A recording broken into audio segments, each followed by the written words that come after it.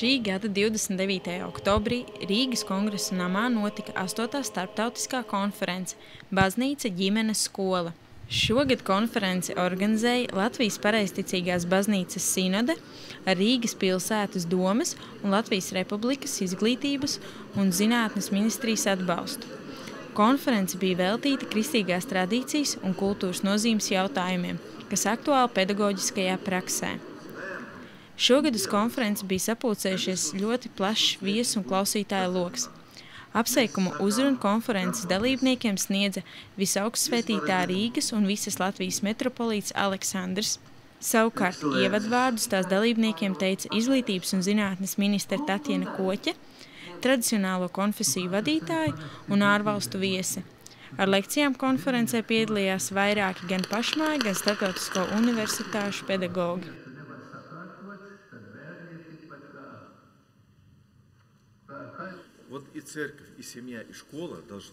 Baznīcai, ģimenei un skolai ir jābūt kopā, lai veidotu cilvēku cilvēciskāku, kas līdzinātos Dievam un redzētu šīs pasaules skaistumu.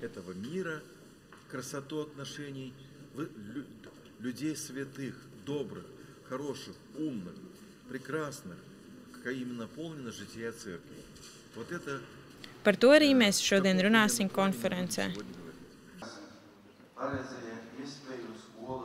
Šodien mūsu pilsētā, mūsu zemē notiek patiesi garīgi svētki, un īpaši pateicību visas baznīcas vārdā, mūsu garīdznieku vārdā, pedagogu vārdā, visu klātesošo vārdā mēs varētu izteikt mūsu valdniekam, visaugstsvētītājam, metropolītam Aleksandram.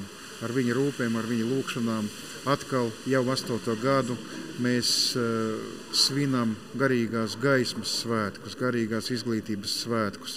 Un tiešām, kā šodien jau iesākuma ievada runā, augstsvētītājs valdnieks teica, kad mēs strādājam pie tā, lai tieši bērni jau ar mātes pienu iepazītu Kristus baušļus, Kristus likumus, baznīcas mācību, un nevelti šodien daudz cilvēku, es klausos, satiekoties viens otru, apsveic ar svētkiem. Pirms konferences ikvienam apmeklētājam bija iespēja iegādāties kristīgo literatūru, žurnālus un piemiņas lietas. Konference bija lieliski iespēja dibināt jaunus kontaktus, dalīties pieredzē un stiprināt baznīcas un sabiedrības dialogu. Agnese Jankuna, Aleksandrs Usevičs, Nikita Volodjanovs speciāli e-skolai.